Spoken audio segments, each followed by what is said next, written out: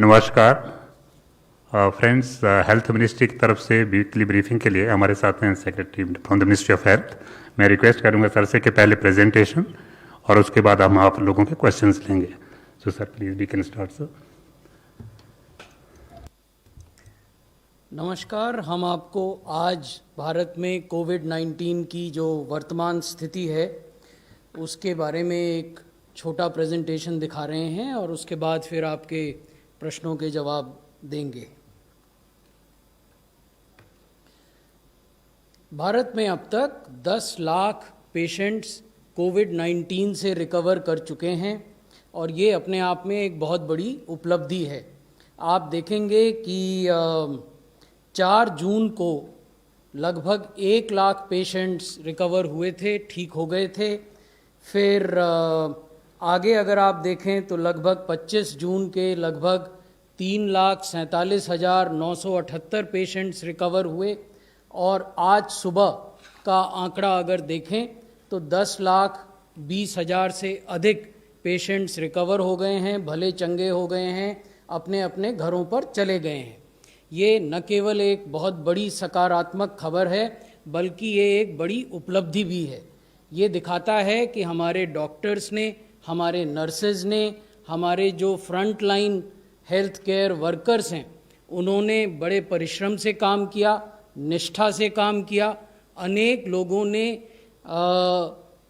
अपना सर्वस्व न्यौछावर कर दिया। कई डॉक्टर, कई नर्सेज, कई हेल्थ केयर वर्कर्स इन्फेक्शन से भी पीड़ित हुए, कईयों की जान भी गई। तो ये बहुत बड़ी उपलब्धि है। ये दिखाता है कि भारत जैसे देश में जहाँ सीमित संसाधन थे वहाँ पूरी पब्लिक हेल्थ सिस्टम ने मिलकर प्रयास किया, सम्मिलित प्रयास किया, परिश्रम से प्रयास किया और 10,20,000 से अधिक मरीजों की ज़िंदगी हम बचा पाए जो कि डिस्चार्ज होकर अपने अपने घरों में गए। You see, this is an important point, so therefore I would like to explain it in English also. If we look at the figures of recoveries as they stand today in the morning, more than 1 million people have recovered from COVID-19. This landmark recovery has been achieved because of the selfless work and dedication and commitment to duty shown by our doctors, our nurses, our frontline Medicare workers. In fact, I think this is the occasion when we must stand up and applaud their contribution. They have done excellent work. 1 million recoveries. Thank you. अगर हम देखें कि प्रतिदिन recovery सप्ताह दर सप्ताह कैसे बढ़ी हैं तो आप देखेंगे कि जुलाई महीने के पहले सप्ताह में लगभग 14,800 से अधिक रिकवरीज होती थीं प्रतिदिन और फिर वो धीरे धीरे बढ़ी और अगर आप पिछला सप्ताह देखें 26 से 30 जुलाई का तो 34,230 रिकवरी औसत प्रतिदिन हुई। अनेक राज्य और अनेक संघ शासित क्षेत्र ऐसे हैं जहां की ये रिकवरी का जो दर है वो इससे भी अधिक है। ये मैं आपको राष्ट्रीय दर दिखा रहा हूं। The national average recovery per day week on week basis has been showing a progressive increase and in the last week it was 34,230 recoveries a day. इसी को यदि आप प्रतिशत के रूप में देखें तो आप ये पाएंगे कि अप्रैल के पहले सप्ताह में रिकवरी रेट केवल 7.85% था और फिर ये बढ़ता गया लगातार। जून में ये 48% था और 30 जुलाई को ये 64% से कुछ अधिक है। The recovery rate in terms of percentage increase has also shown a progressive positive trend.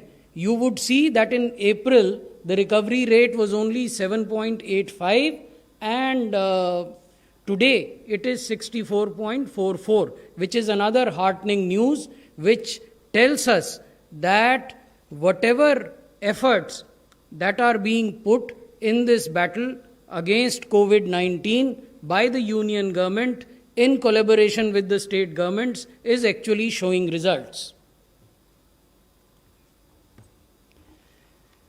16 राज्य ऐसे हैं जहां रिकवरी रेट जो राष्ट्रीय एवरेज है 64.44 जो मैंने आपके साथ अभी साझा किया उससे कहीं ज़्यादा है।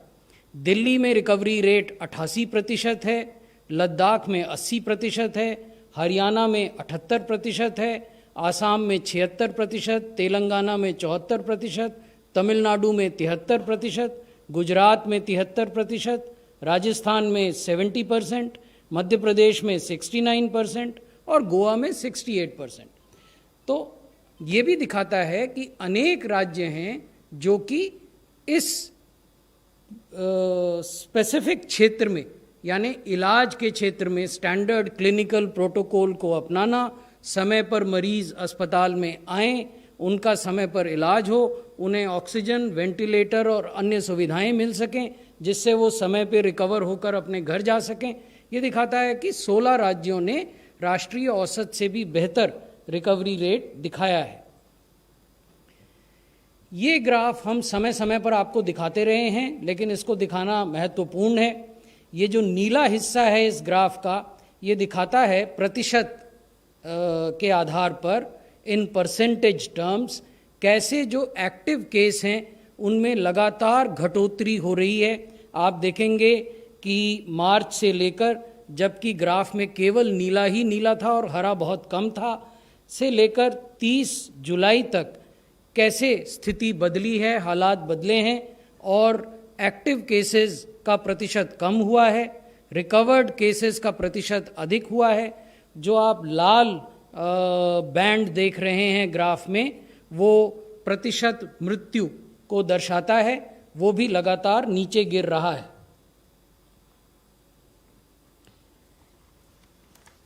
ये भी ध्यान में रखने की बात है कि आज जब हम आपसे बात कर रहे हैं उस समय देश में 5,28,242 एक्टिव केस हैं।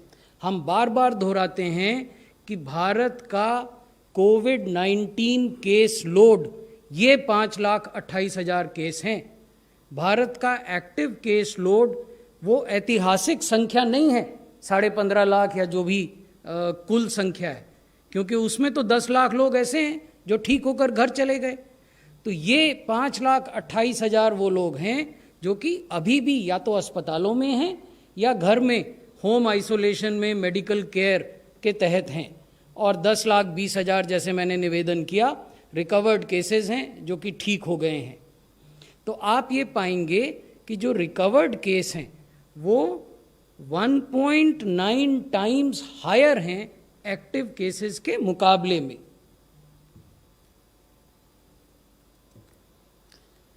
ये वो बिंदु है जो मैं पहले भी आपको दर्शा रहा था कि क्योंकि इफेक्टिव क्लिनिकल मैनेजमेंट हो रहा है, उसकी वजह से जो केस फर्टिलिटी का रेट है, जो मृत्यु दर है कोविड-19 की वजह से, वो लगातार घट रही है। जून में ये 3.33% थी और ये अभी घटकर 2.21% हो गई है और लगातार घट रही है। भारत सरकार के स्वास्थ्य मंत्रालय द्वारा स्टैंडर्ड क्लिनिकल ट्रीटमेंट प्रोटोकॉल जारी किया जाता है, जिसमें यह बताया जाता है कि अगर माइल्ड डिजीज़ है तो किस प्रकार की दवाएं देनी है, अगर मॉडरेट डिजीज़ है तो किस प्रकार की दवाएं देनी है, और अगर सीवियर डिजीज़ है तो किस प्रकार की दवाएं देनी है।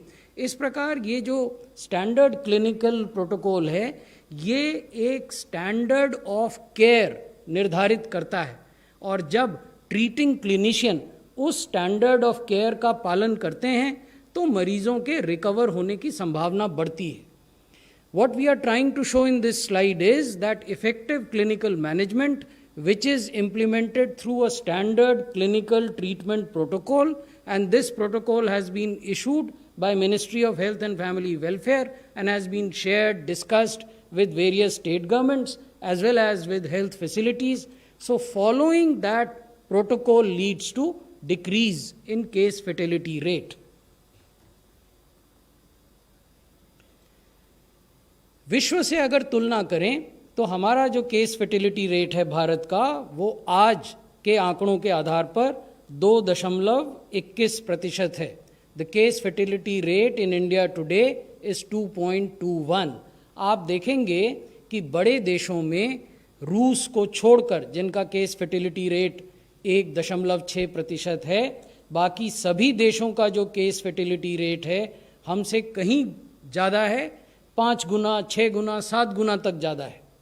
So this is an important fact to be kept in mind, that the case fertility rate in India is among the lowest in the world and is much lower if we compare it to the developed Western countries and other countries in the neighborhood.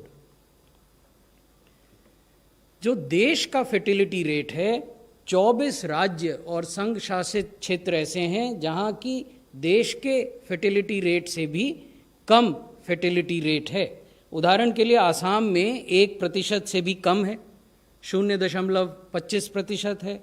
Kerala में 1% से कम है। उड़ीसा, छत्तीसगढ़, हिमाचल प्रदेश, बिहार और गोवा और झारखंड, यहाँ अभी तक आज सुबह के आंकड़ों के हिसाब से जो केस फर्टिलिटी रेट है वो 1% से कम है। हम राज्यों से जब विमर्श करते हैं तो उनको ये बताते हैं कि हमारा लक्ष्य ये होना चाहिए कि जहाँ एक ओर हम इन्फेक्शन के स्प्रेड को रोकें, कर्ब करें, सप्रेस करें, वहीं दूसरी ओर हम फर्टिलिटी रेट को 1% या उससे कम पर लाएं। तो अनेक राज्य ऐसे हैं जहाँ ये वर्तमान में भी 1% से कम पर है। इन सब चीज़ों के पीछे एक महत्वपूर्ण बात है कि हमने अपने टेस्टिंग के इंफ्रास्ट्रक्चर को बढ़ाया है।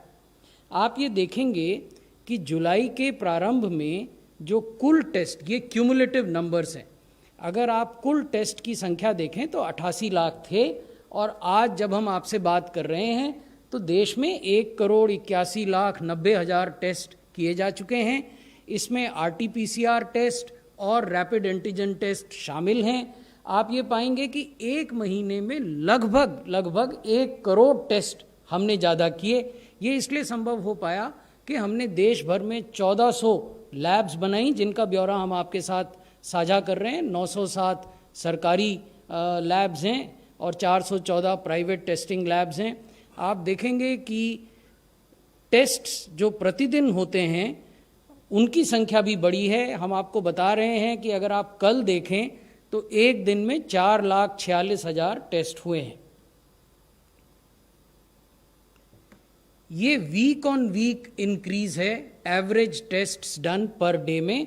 ये आप देखेंगे कि जब जुलाई का महीना शुरू हुआ था तो पहले सप्ताह में 2,40,000 टेस्ट होते थे औसतन प्रतिदिन, और इस सप्ताह में ये जो 26 से 30 जुलाई का सप्ताह है इसमें 4,68,000 टेस्ट हुए हैं। मैं आपका ध्यान इस ओर भी आकृष्ट करना चाहूँगा कि इसी सप्ताह में 3 दिन ऐसे भी थे, 25 जुलाई, 26 जुलाई और 27 जुलाई, जबकि हमने 5 लाख से भी ज़्यादा टेस्ट एक दिन में किए। तो ये अपने आप में बहुत बड़ी उपलब्धि है। इसकी वजह से हम पहले केसेस को आइडेंटिफाई कर पाते हैं और फिर उनके कॉन्टैक्ट्स को ट्रैक कर पाते हैं और समय पर उनको ट्रीटमेंट में भेज पाते हैं। हमने पहले भी आपसे ये जानकारी दी है आपको कि WHO का ये कहना है कि आपको 140 टेस्ट प्रति 10 लाख जनसंख्या पर प्रतिदिन करने चाहिए, और ये तब तक करने चाहिए जब पहले चरण में आपका पॉजिटिविटी 10% आ जाए और इवेंचुअली जो पॉजिटिविटी की दर है वो 5% आ जाए। तो ये अब अधिकांश राज्य इस देश में और यूनियन टेरिटरीज कर रही हैं। अगर आप भारत के लिए आंकड़ा देखें तो देश में 324 टेस्ट पर 10 लाख की जनसंख्या पर प्रतिदिन होते हैं, और अनेक राज्य ऐसे हैं जो 140 से अधिक हैं। कुछ देश के प्रतिदिन के औसत टेस्ट से भी अधिक हैं, वो भी हमने आपको दिखाया है। कुछ उससे कम हैं, लेकिन WHO जो कह रहा है उससे अधिक हैं।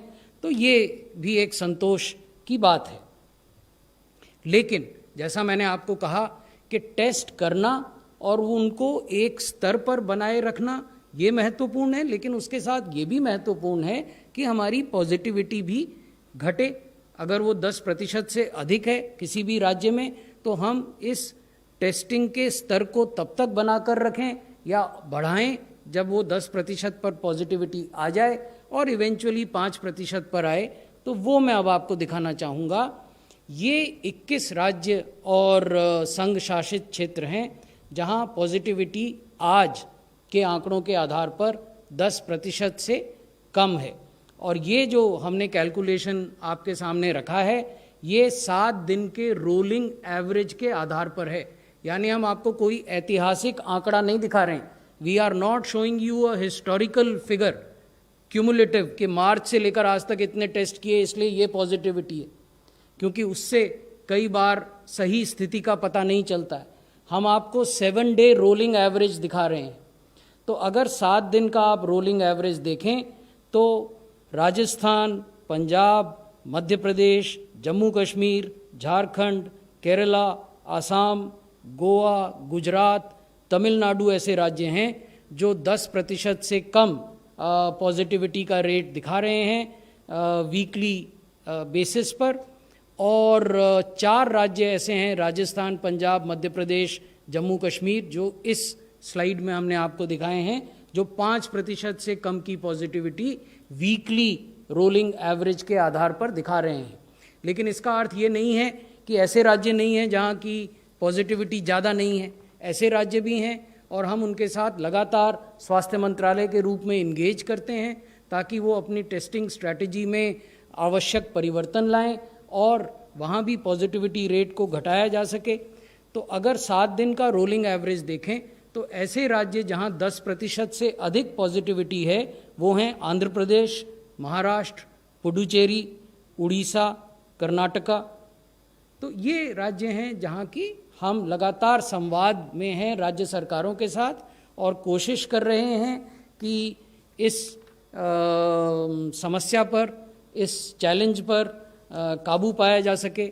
हम बेहतर टेस्टिंग करें, समय पर लोगों को आइडेंटिफाई करें और समय पर उनको ट्रीटमेंट की सुविधाएं उपलब्ध करा सकें। धन्यवाद। धन्यवाद सर। इससे पहले कि हम आपसे कुछ क्वेश्चन लें, क्योंकि ऑनलाइन क्वेश्चन भी काफ़ी हैं, sir, are we approaching herd immunity? This is I think long pending and people are every time talking community spread, herd immunity and other things. So please, would you like to explain this? Before we answer the question of are we approaching herd immunity, it is important to understand what is herd immunity.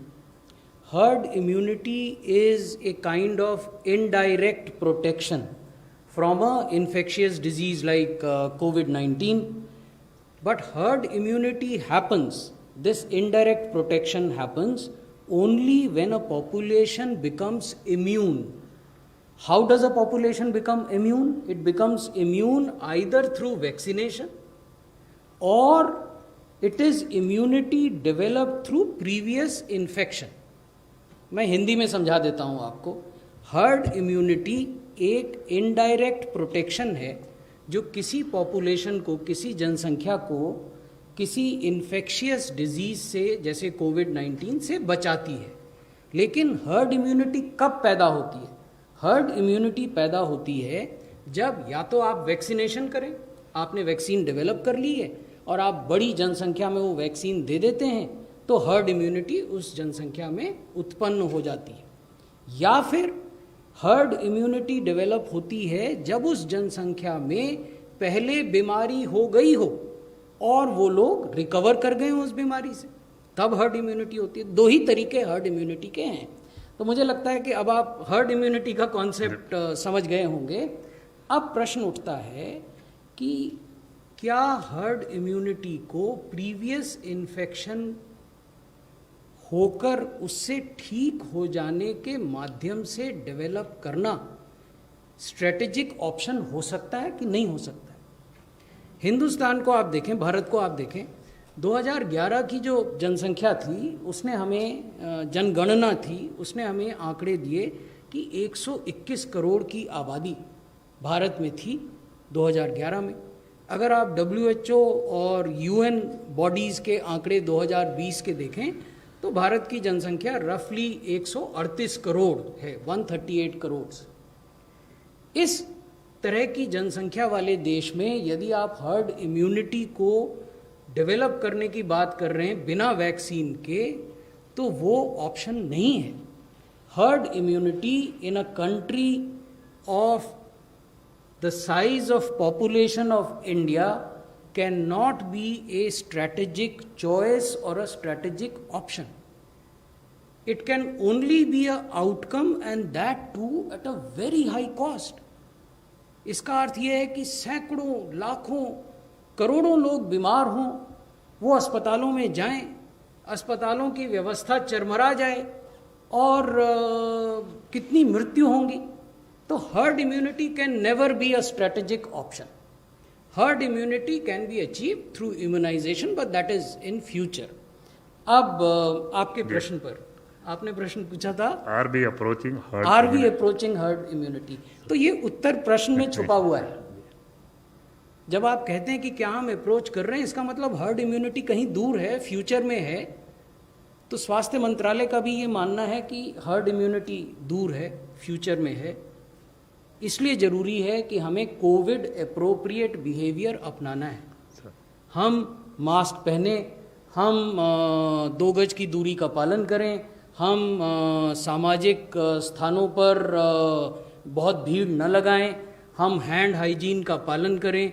तो ये जितने भी Covid के अनुकूल आचार और व्यवहार हैं उनका पालन हम सबको करना होगा और बीमारी से बचकर रहना होगा उस समय तक, जब तक कि कोई वैक्सीन डेवलप नहीं हो जाती, तब तक यही सोशल वैक्सीन है, इसका पालन करना होगा।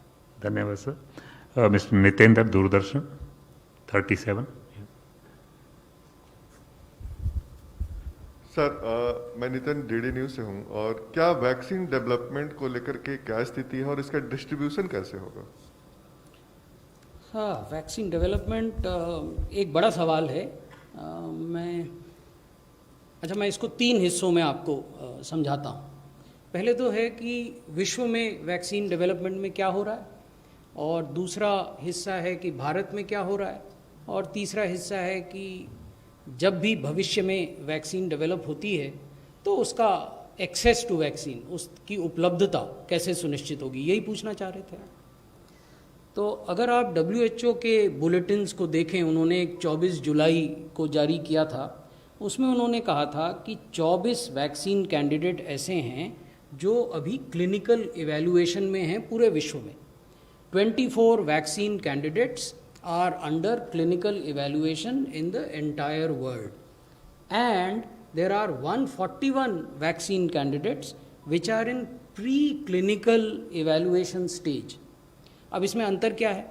जब हम कहते हैं कि 24 वैक्सीन कैंडिडेट हैं जो क्लिनिकल स्टेज में हैं, इसका मतलब है कि वो फेज़ 1, फेज़ 2 या फेज़ 3 उनके क्लिनिकल ट्रायल चल रहे हैं जो ह्यूमन वॉलंटियर्स पर होते हैं, और वो मल्टी सेंट्रिक, मल्टी साइट इस प्रकार के ट्रायल होते हैं।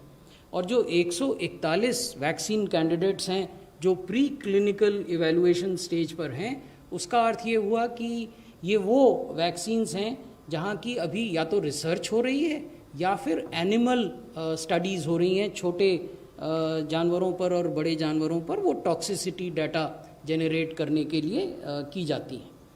तो ये तो है कि बड़ी पिक्चर क्या है।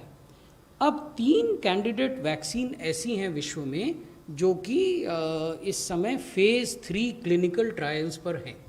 इसका अर्थ है कि एक बार जब उनका फेज़ 3 क्लिनिकल ट्रायल हो जाता है तो वो कंसर्न रेगुलेटरी परमिशंस हासिल करेंगे और फिर मैन्युफैक्चरिंग की व्यवस्था करेंगे और फिर वो उसकी उपलब्धता हो जाएगी। तो ये जो फेज़ 3 में है उसमें एक USA में वैक्सीन है, एक UK में यूनिवर्सिटी ऑफ ऑक्सफोर्ड की वैक्सीन है और एक चाइना में वैक्सीन है। तो ये 3 वैक्सीन है जो फेज़ 3 क्लिनिकल ट्रायल में है। अब भारत में क्या स्थिति है? भारत में 2 इंडिजिनसली डेवलप्ड वैक्सीन है, दोनों फेज़ 1 फेज़ 2 क्लिनिकल ट्रायल्स उनके प्रारंभ हो गए हैं और एक वैक्सीन का क्लिनिकल ट्रायल अभी वर्तमान में लगभग 1150 सब्जेक्ट्स पर चल रहा है।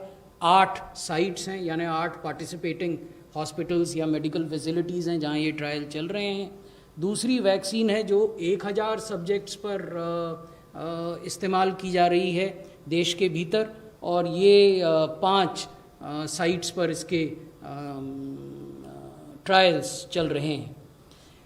लेकिन ये चीज़ भी कहनी महत्वपूर्ण है, और पूर्व में इसको DG ICMR कह चुके हैं कि जब भी कोई वैक्सीन डेवलप होती है, चाहे भारत के भीतर या भारत के बाहर, क्योंकि वैक्सीन मैन्युफैक्चरिंग का एक बहुत बड़ा हब भारत है, तो भारत की एक बहुत बड़ी भूमिका वैक्सीन के मैन्युफैक्चर में रहेगी, चाहे वो स्वदेशी वैक्सीन हो या विदेशी वैक्सीन हो। अब है वैक्सीन की उपलब्धता।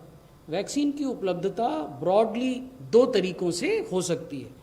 एक तरीका है कि विश्व के जो मल्टीलेटरल ऑर्गेनाइजेशंस हैं वो, क्योंकि सब देश उनके सदस्य हैं, जैसे WHO या UN बॉडी के जो ऑर्गेनाइजेशंस हैं या अन्य ऑर्गेनाइजेशंस, वो एक व्यवस्था तैयार करें जिसके तहत वैक्सीन को प्राप्त किया जाए और वैक्सीन को बांटा जाए। दूसरा तरीका है कि इंडिविजुअल देश नेगोशिएट करें उन लोगों से जिनकी वैक्सीन सक्सेसफुल हो जाए, क्योंकि अभी तो 3 वैक्सीन हैं जिनके फेज़ 3 ट्रायल चल रहे हैं, 24 हैं जिनके अभी क्लिनिकल ट्रायल अलग अलग स्टेज पर हैं, और 141 हैं जहां अभी क्लिनिकल ट्रायल शुरू ही नहीं हुए। तो इंडिविजुअल देश कर सकते हैं। WHO ने एक मैकेनिज्म बनाया, मैं उसको देख रहा था, उसका नाम है access to COVID-19 tools accelerator. In brief it is called ACT, ACT, access to COVID-19 tools accelerator, act. ये WHO ने एक मैकेनिज्म बनाया जो इस उद्देश्य से बनाया गया कि वैक्सीन, डायग्नोस्टिक किट्स, ड्रग्स, इन सबको एक्सेस कैसे प्रदान की जाए सभी दुनिया के देशों को। और इस एक्ट नामक मैकेनिज्म के तहत एक फैसिलिटी बनाई गई है जिसका नाम है कोवैक्स। ये केवल वैक्सीन के लिए डेडिकेटेड है, और इसमें WHO के अलावा Gavi, global alliance for vaccine and immunisation, और CEPI, coalition for epidemic preparedness innovations, दोनों में भारत सदस्य है और बहुत अग्रणी भूमिका निभाता है। गावी में भी भारत सदस्य है और लीडिंग रोल प्ले करता है, और सेपी में भी भारत सदस्य है और लीडिंग रोल प्ले करता है। तो WHO, गावी और सेपी ने मिलके ये कोवैक्स फैसिलिटी तैयार की है, और इस फैसिलिटी का मैंडेट ये है कि वो सभी सदस्य देशों की जो वैक्सीन की आवश्यकता है उसको पूल करे, pooling the requirement of vaccine in member countries, और जो लोग मैन्युफैक्चर करेंगे उनकी जो कैपेसिटी है उसको भी पूल करे। तो और फिर जब ये दोनों पूल बन जाएंगे तो इनकी मैचिंग करे। तो ये तो अंतर्राष्ट्रीय संस्थाएं जो काम कर रही हैं जिनमें भारत भी सदस्य है, वो मैंने आपको बताया। इसके अतिरिक्त मैंने ये बताया कि इंडिविजुअल देश, इंडिविजुअल कंट्रीज ये एग्रीमेंट कर सकते हैं, नेगोशिएट कर सकते हैं वैक्सीन मैन्युफैक्चरर्स से। सर, वैक्सीन से रिलेटेड ही क्वेश्चन है। Has India officially signed an agreement with companies manufacturing prospective vaccine? Have there been any discussions on vaccine priority for India? Two parts. The first part is, have India signed an agreement with any manufacturing company? The answer is very brief, no. The second part, has there been a discussion on prioritizing how a vaccine would be distributed or administered if and when it becomes available? The answer is yes. There are multiple stakeholders within Government of India and outside the government, and the Ministry of Health has started actively engaging with such stakeholders. Number 11.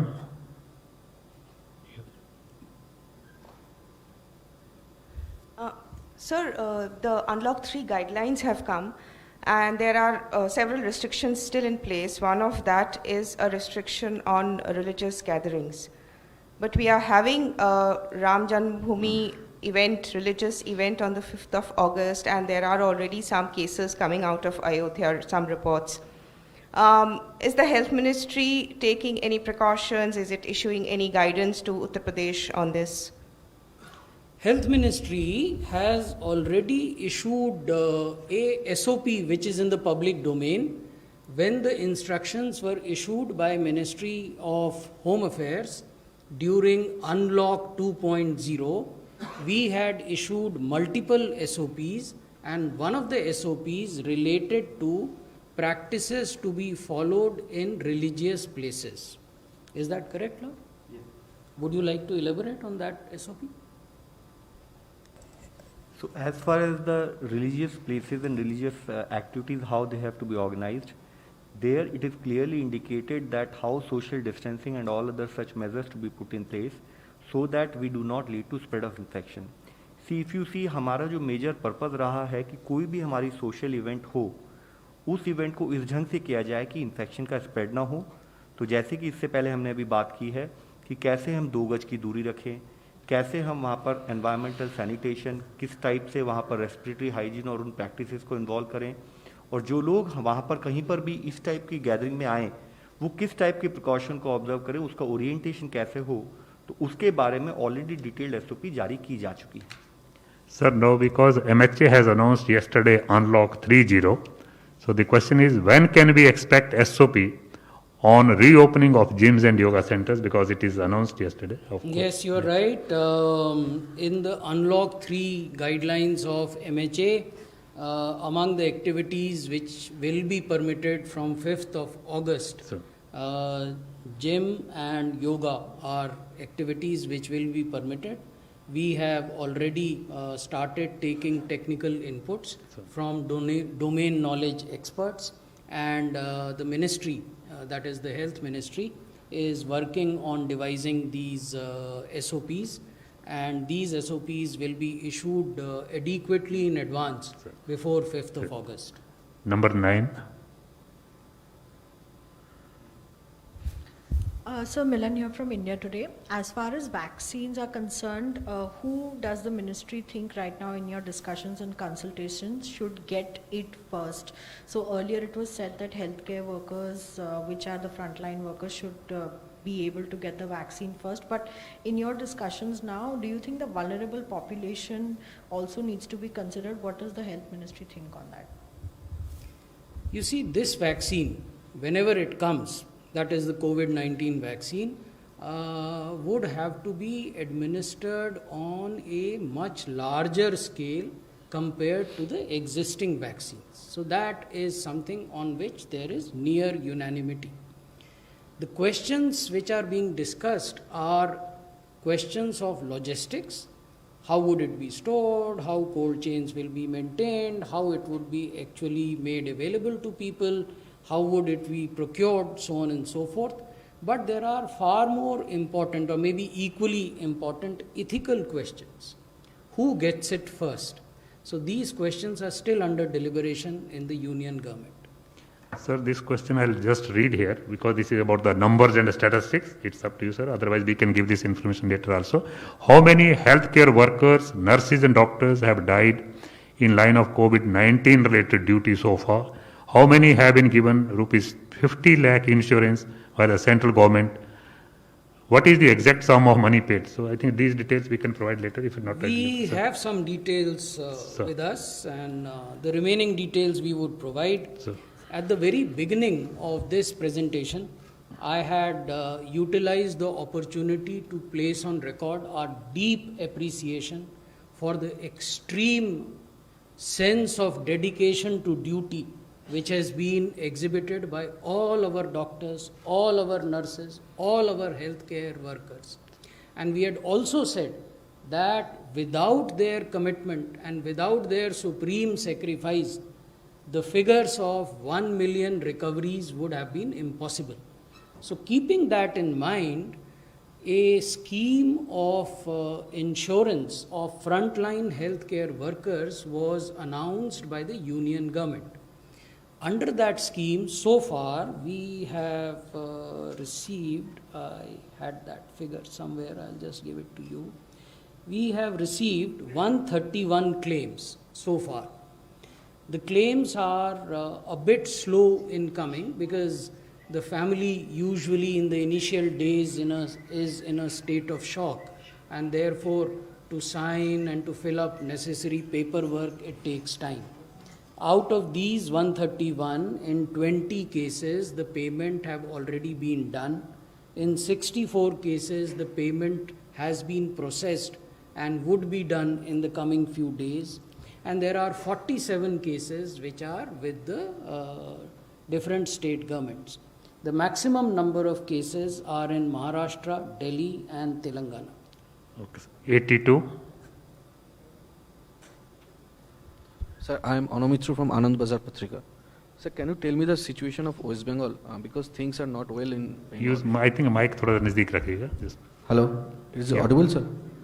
Yes, please Sir, go on. Myself, Anomitra, I am from Anand Bazar Patrika, sir. Can you tell me the situation of West Bengal because things are not well in Bengal? What steps do you think did they fail to implement to prevent the COVID situation? What was the second part of your question? The first part was status of What- disease in West Bengal. What step do you think they failed to implement to tackle the situation? Okay, so West Bengal is one of the states which the Ministry of Health had reviewed with the topmost officials of that state, and subsequently it was also reviewed at higher levels in the union government, and after that review, detailed instructions, written instructions have been shared with the state government. And we hope that with the collaboration of the state government and with the help that union government is extending to the state based on their request, West Bengal would be in a position to contain the infection and would show results in the coming days. 114. Right. Sir, another question regarding vaccines. As and when it is available, how will it be, will the government procure and then distribute, or will the citizens have to go and buy it? What kind of mechanism will be used? You see, these questions are a bit premature at this point in time. As I've already said in reply to another question, that questions of logistics, some of which you just referred to, and questions of ethics, there are ethical issues also involved, are being deliberated within the government, and once we crystallize these views, then we would be more than willing to share them with you. Number 17. Hi, this is Ridhima from Hindustan Times. What I would like to know about the slides that you just shown, I want to know what does it effectively mean? Are we going to change our containment strategy, surveillance, testing? What bearing will it have that we have improvement now as compared to, say, in March when things were going haywire? You see, what the presentation tries to underline is the fact that test, track and treat is the strategy that gives you good results.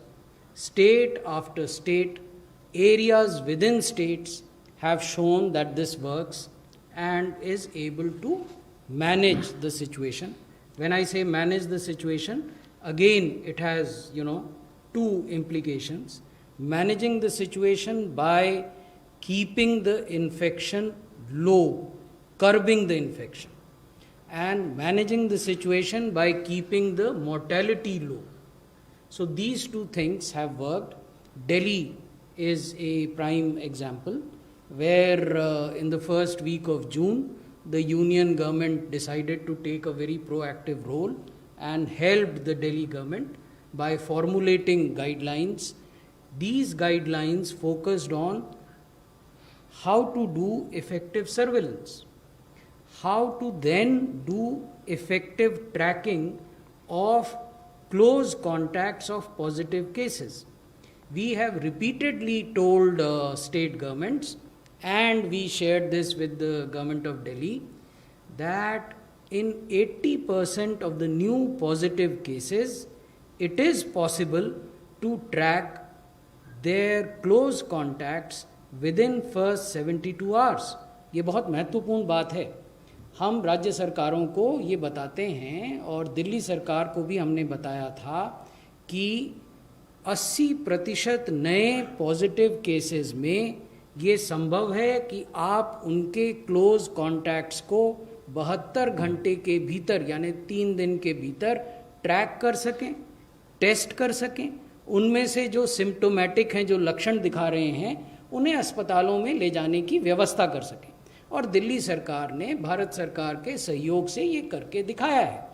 तो इसलिए हमारा ये कहना है कि test, track and treat की ही पद्धति अन्य राज्यों में भी अपनानी होगी। और WHO भी, जैसा मैंने पहले निवेदन किया, यही कहता है कि अगर आप 140 टेस्ट प्रति मिलियन प्रतिदिन करते हैं और लंबे समय तक इस स्तर को टेस्टिंग के बनाए रखते हैं, तो आपकी पॉजिटिविटी धीरे धीरे कम होगी, पहले 10% और फिर 5% तक आएगी। दिल्ली में भी आप देखेंगे कि जून के पहले सप्ताह में जो पॉजिटिविटी थी वो लगभग 37% थी, और आज अगर आप दिल्ली की पॉजिटिविटी देखें तो वो लगभग 6% के करीब है। 78। सर, प्रशांत हूँ ABP न्यूज़ से। बिहार में भी केसेस काफ़ी बढ़ रहे हैं सर। वहाँ पर एक समस्या ये आ रही है जो दिल्ली में शुरू में आती थी कि वहाँ अगर किसी और बीमारी के लिए कोई हॉस्पिटल जा रहा है तो वो रिफ्यूज़ कर रहे हैं ये कहते हुए कि पहले कोरोना टेस्ट होगा, चाहे कोई भी बीमारी हो। क्या आप लोग बिहार सरकार से बात करेंगे या कुछ एडवाइजरी देंगे, चूँकि यहाँ पे भी इस तरह के केसेस पहले आते थे दिल्ली में, यही चीज़ें काफ़ी शिकायतें आ रही हैं बिहार से सर। प्रारंभ में इस प्रकार की सूचना बिहार से आई थी, लेकिन अब स्थिति ऐसी नहीं है। भारत सरकार के स्वास्थ्य मंत्रालय ने एक उच्च स्तरीय केंद्रीय दल को बिहार में भेजा था। उसके बाद स्थितियों में सुधार आया है। हमारे मंत्रालय के संयुक्त सचिव लव अग्रवाल उस टीम में गए थे, और उसके बाद भी वो निरंतर राज्य सरकार से संवाद में हैं और उनकी आवश्यकताओं को एड्रेस करने का कार्य कर रहे हैं। Love, would you want to supplement? देखिए, बिहार में जब हम लोगों ने विजिट की थी, इससे पहले भी हमने बात की, तो वहाँ मुख्यतः हमने स्टेट को बताया कि कैसे हम टेस्टिंग पर फोकस करें। Testing, as has been already mentioned, is one of the most important prerequisite कि हम केस को टाइमली आइडेंटिफाई कर सकें। और उसके साथ ही हमने उनसे कहा था कि जो हॉस्पिटल प्रिपेयर्डनेस है उसके दोनों component, one is Covid related health facilities, second is non Covid essential services, उन दोनों पर स्टेट का एक कंबाइंड और कंटिन्यूड फोकस बना रहे। और उसके साथ ही जैसे कि आपने कहा है कि अगर कोई non covid patient essential health facilities को एक्सेस करना चाहे तो उनको बिना किसी परेशानी के एक end to end case management हो, उस टाइप की सहूलियत प्रोवाइड की जाए। जहाँ तक कई इश्यूज ऐसे आते हैं कि पर्टिकुलरली हमारे हेल्थ वर्कर्स होते हैं जिनको कोई डाउट्स होते हैं, टेक्निकल डाउट्स होते हैं, तो उसके तहत ही हमने स्टेट को एम्स दिल्ली के साथ कोऑर्डिनेट कर जितने भी हमारे जो हेल्थ वर्कर्स हैं बिहार में स्पेसिफिकली फोकस करते हुए, उनको हम फिर से हेल्थ केयर रिलेटेड जो इन्फेक्शन मैनेजमेंट है, इन्फेक्शन प्रिवेंशन है और क्लिनिकल मैनेजमेंट रिलेटेड प्रैक्टिस पर हमने एक ओरिएंटेशन ट्रेनिंग भी ऑर्गेनाइज की। 157।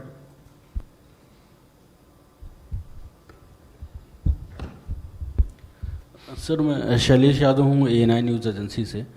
सर, अभी कुछ दिन पहले जो है दिल्ली के हेल्थ मिनिस्टर ने बोला था कि कम्युनिटी स्प्रेड हो चुका है, और कई राज्यों में भी इस तरह की रिपोर्ट आ रही हैं कि कहाँ से कांटेक्ट हुआ है वो ढूंढ पाने में सफल नहीं है। पर्दे के पीछे बात होती है, अधिकारी मानते हैं कि ये कम्युनिटी स्प्रेड हो चुका है, लेकिन ऑफिशियली कोई बोलता नहीं है। तो आपका क्या मानना है कि क्या कम्युनिटी स्प्रेड देश भर में हो चुका है? मैं पहले भी इस प्रश्न का जवाब दे चुका हूं, संभवतः उस इंटरैक्शन में आप नहीं थे, इसलिए मैं पुनः दोहराऊंगा। इससे पहले कि हम ये बहस करें कि कम्युनिटी स्प्रेड हो गया है, कम्युनिटी स्प्रेड नहीं हुआ है, ये महत्वपूर्ण है कि हम जानें कि कम्युनिटी स्प्रेड होता क्या है, उसके बाद ही कोई सार्थक बहस हो सकती है। तो कम्युनिटी स्प्रेड की कोई परिभाषा WHO द्वारा नहीं दी गई है। WHO अपने मेंबर कंट्रीज़ को ये कहता है कि आप अपने देश की परिस्थिति के आधार पर बीमारी के स्प्रेड को कैटेगराइज करें। तो इस व्यवस्था के तहत भारत ने भी इस बीमारी को कैटेगराइज किया है, मैं उस पर आऊँगा। अब प्रश्न है कि कम्युनिटी स्प्रेड है क्या। अगर WHO डेफिनेशन नहीं देता तो कुछ तो समझ होनी चाहिए कम्युनिटी स्प्रेड के बारे में हम सब की। एपिडेमियोलॉजी की जो टेक्स्ट बुक हैं कि पाठ्य पुस्तकें हैं, अगर आप उनको देखें तो वो ये कहती हैं कि community spread is a situation where it is impossible to determine the chain of infection. अगर इसको आप कुछ मुश्किल समझते हैं समझने के दृष्टिकोण से, तो आसान भाषा में community spread is a situation where it is impossible to determine who gave infection to whom, किसने इन्फेक्शन किसको दिया। अगर ये डिटरमिन करना असंभव हो तो कम्युनिटी स्प्रेड ब्रॉड भाषा में मान सकते हैं। अब ये परिभाषा की बात हो गई, तो यहाँ तक अगर क्लैरिटी है तो भारत में क्या हो रहा है। भारत में क्लस्टर ऑफ केसेस हैं और पॉकेट्स ऑफ लोकलाइज्ड ट्रांसमिशन है। मैं ऐसा क्यों कह रहा हूँ? मैं ऐसा इसलिए कह रहा हूँ, जैसे मैंने पहले भी निवेदन किया कि अगर आप भारत में कुल जिलों की संख्या देखें तो 2011 के सेंसस के हिसाब से 2011 की जो जनगणना हुई थी उसमें 640 जिले थे। आज कितने जिले हैं? आज 740 जिले हैं, 739 है शायद, 739 districts are there today in the country. 50 जिले ऐसे हैं जो 80% कोविड-19 का केस लोड कंट्रीब्यूट कर रहे हैं। इसका मतलब अन्य जिलों में केसेस हैं लेकिन स्कैटर्ड तरीके से हैं। तो इतने बड़े देश में जहां 138 करोड़ की आबादी हो, 740 जिले हों, अगर केवल 50 जिले 80% केस कंट्रीब्यूट कर रहे हैं, तो आप ये कैसे कहेंगे कि कम्युनिटी स्प्रेड या कम्युनिटी ट्रांसमिशन हो गया। इसको मैं एक दूसरे उदाहरण से आपको समझाता हूँ। अभी मैंने निवेदन किया था कि हमारा ये मानना है और अनेक राज्यों ने ये करके भी दिखाया है कि 80% नए पॉजिटिव केसेस में आप 72 घंटे के अंदर न केवल सोर्स ऑफ इन्फेक्शन ढूंढ पाते हैं कि कैसे इन्फेक्शन हुआ इस पॉजिटिव आदमी को, बल्कि उसके जो क्लोज कॉन्टैक्ट्स हैं वो भी ढूंढ पा लेते हैं। तो अगर आप ये सब कर पा रहे हैं तो आप फिर कैसे कहेंगे कि कम्युनिटी ट्रांसमिशन। तो हमारा निवेदन यही है।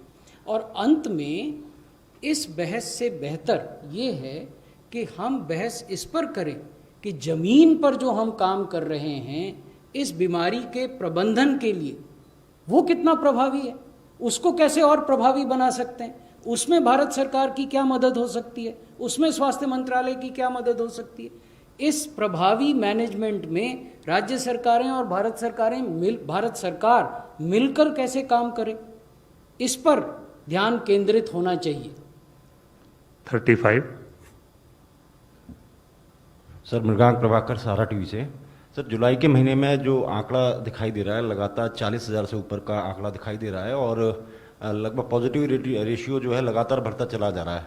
आप इसे कैसे देखते हैं? क्या पीक की तरफ जा रहे हैं हम लोग, जो नंबर लगातार बढ़ता चला जा रहा है उसको देख के? देखिए, हम ये पीक की गणना या पीक के प्रोजेक्शन में नहीं पढ़ना चाहेंगे, क्योंकि ये एक तरह से मैथमेटिकल मॉडल है कि पीक कब आएगा। आप लोगों ने अनेक समय पर अनेक स्टडीज़ को अपने अखबारों में या अपने चैनल्स में दिखाया है, जिन्होंने ये कहा था कि फ़लाने महीने में आएगा तो फ़लाने महीने में डिक्लाइन होगा। तो और आप भी जानते हैं कि उनमें से कितनी बातें सत्य हुई, कितनी नहीं हुई। हमारा ये मानना है कि अगर आप एक एग्रेसिव टेस्टिंग की पॉलिसी को अपनाते हैं, इफ़ेक्टिव सर्विलेंस और कंटेनमेंट की पॉलिसी को अपनाते हैं, ट्रैकिंग ढंग से करते हैं, समय पर पॉजिटिव और सिम्टोमेटिक पेशेंट्स को अस्पताल में ले जाकर अच्छे दर्जे की क्लिनिकल ट्रीटमेंट उपलब्ध कराते हैं, तो इस बीमारी पर काबू पाया जा सकता है और इसके मोर्टेलिटी रेट को कम रखा जा सकता है। सर, ये modeling study done by Indian scientists has shown that 16 to 40% of Delhi population has been infected till July 25th. It also says that the true number of the infected in Delhi is underestimated by a factor more than 20. Does the ministry agree with these projections? We are not privy to this study, so the question of our agreeing or not agreeing to the projections do not arise. However, what we are privy to is the seroprevalence study, which was done by NCDC in Delhi on a established scientific principle, and a sample of 21,800 people was taken in all the 11 districts of Delhi, and that seroprevalence study gave us a figure of 22.80% prevalence across Delhi.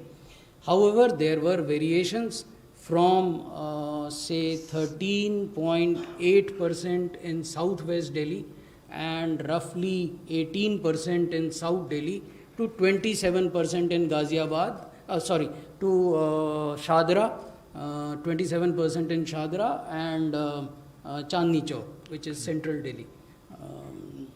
So that is the kind of seroprevalence which was there in mid-June.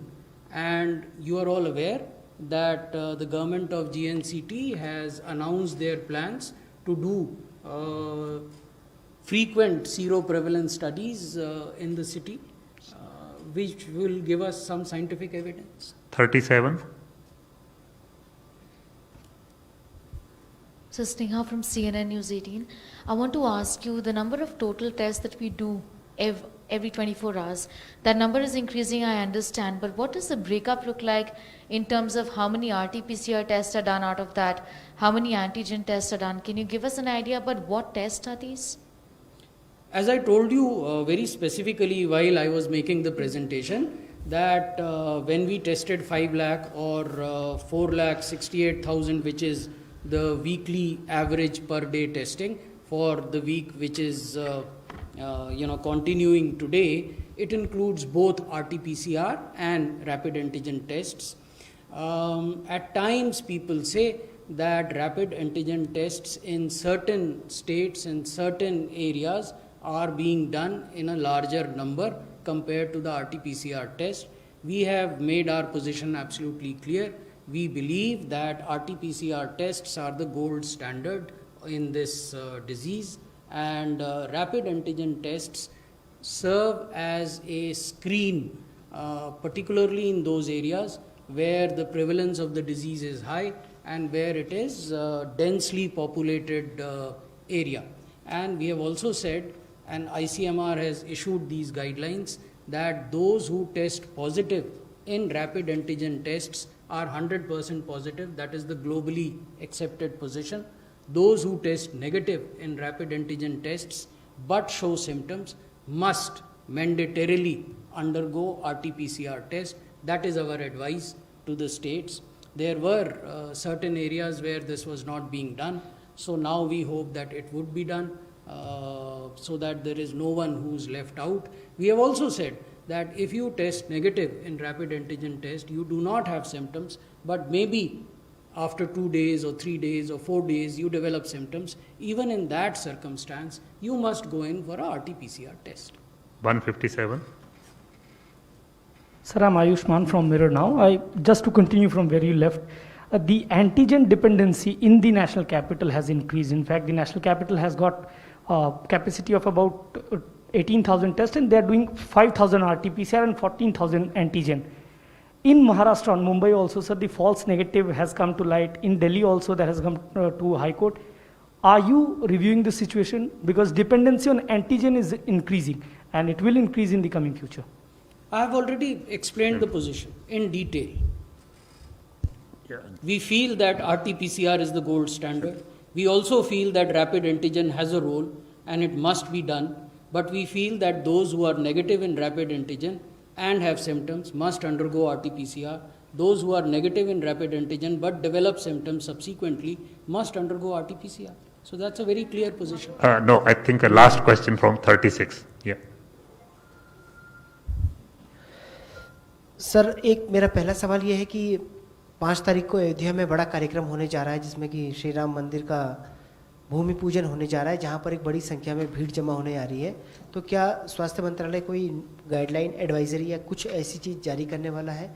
और दूसरा मेरा एक सवाल sir ये है कि हम देख रहे हैं कि लगातार दिल्ली में मामले कम होते चले जा रहे हैं। किसी भी राज्य को कोविड मुक्त कहने का क्या एक स्टैंडर्ड है आप लोगों का? कब कहा जाएगा कि ये राज्य कोविड मुक्त हो गया है, अगर वहाँ से मामले 0 हो जाते हैं तो? पहले प्रश्न का उत्तर मैंने भी दिया और हमारे मंत्रालय के संयुक्त सचिव ने भी दिया। संभवतः आप देरी से आए थे इसलिए आप सुन नहीं पाए। और दूसरे प्रश्न का जो उत्तर है वो ये है कि दिल्ली में अभी मामले 0 नहीं हुए हैं।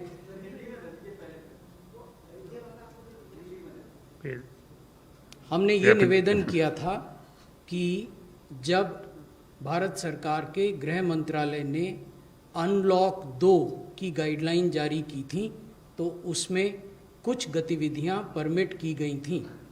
जो गतिविधियां परमिट की गई उनमें मॉल्स को खोला जाना एक गतिविधि थी और रिलीजियस स्थानों को, धार्मिक स्थानों को खोला जाना दूसरी गतिविधि थी। अन्य भी अनेक गतिविधियां थीं।